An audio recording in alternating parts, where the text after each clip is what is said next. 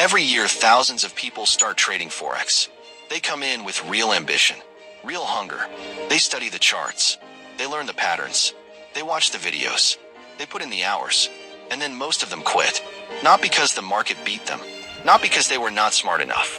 Not because success in trading is reserved for a special group of people with gifts the rest of us do not have. They quit because of something that had nothing to do with strategy. Something that happened inside them long before their account hit zero. And the traders who make it, the ones who push through to consistency, they did not have a better system. They did not have more starting capital. They did not get lucky. They just did something different on the inside. Today we are going to talk about exactly what that difference is. Because understanding it might be the most important thing you do for your trading career. Problem: most traders approach the learning curve of Forex the same way they approach other skills. They expect progress to be linear. They expect that if they study hard enough and put in enough screen time, the results will gradually improve in a predictable direction. But trading does not work like that. The learning curve in trading is brutal and non-linear. There are weeks of progress followed by weeks of drawdown. There are moments where everything clicks followed by moments where nothing makes sense. There are accounts that grow steadily and then give back months of gains in a single bad week. And when that happens, when the progress reverses, when the losses pile up, when the effort does not seem to be producing results, most traders reach the same conclusion. Maybe this is not for me. Maybe I am not cut out for this. Maybe it is time to stop. That moment is not the end of the road. That moment is the test. And how a trader responds to that test is exactly what separates the ones who quit from the ones who make it. Shift the science. There is a concept in psychology called the dip. It describes the period in any skill development journey where progress slows, difficulty increases, and most people give up. The dip is not a sign that you are failing. It is a predictable and necessary part of the process. What makes the dip so dangerous in trading is that it often comes right before a breakthrough. The traders who quit in the dip never find out how close they were. The traders who push through discover that on the other side of that hard period is a level of understanding and capability they could not have reached any other way.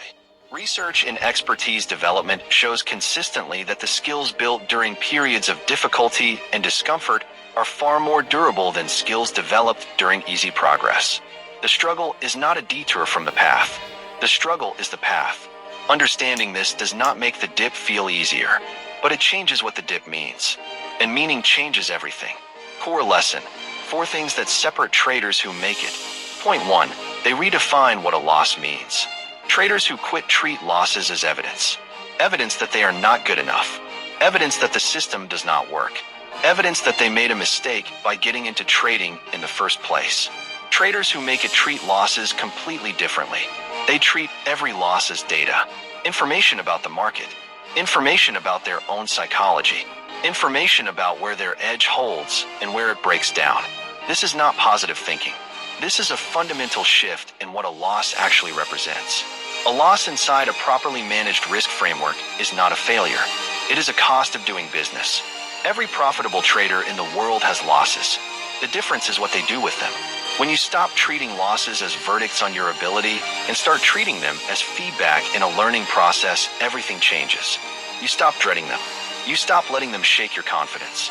You start mining them for the information they actually contain. Point 2. They commit to the process over the outcome. Traders who quit are outcome dependent. Every trade needs to win. Every week needs to be profitable. Every month needs to show growth. And when the outcome does not match the expectation, the motivation collapses. Traders who make it are process dependent. They define success differently. Success is, did I follow my rules? Did I manage my risk correctly? Did I execute according to my plan? If the answer is yes, then the trade was a success regardless of whether it made money. This sounds simple. It is not easy. It requires a complete reorientation of how you measure yourself as a trader. But it is the only orientation that produces long-term consistency, because outcomes fluctuate. Process is something you can control. And when you focus on what you can control, your confidence stops being tied to things that are outside your hands. Point 3. They build resilience instead of avoiding pain. Traders who quit try to protect themselves from the emotional pain of trading. They reduce their position size not because of proper risk management, but because smaller positions feel less threatening. They avoid trading after losses because the pain of another loss feels unbearable. They look for certainty and comfort at every step. Traders who make it do the opposite. They lean into the discomfort, not recklessly, but deliberately. They understand that emotional resilience in trading is a skill. And like any skill, it is built through exposure and practice, not through avoidance. Every time you take a valid trade after a loss, you build resilience. Every time you sit with the discomfort of a drawdown without breaking your rules, you build resilience. Every time you follow your plan, even when it feels wrong, you build resilience. That accumulated resilience is what allows you to keep trading through the hard periods that destroy everyone who has not built it. Point 4. They play the long game. Traders who quit are thinking in days and weeks. They need to see results now.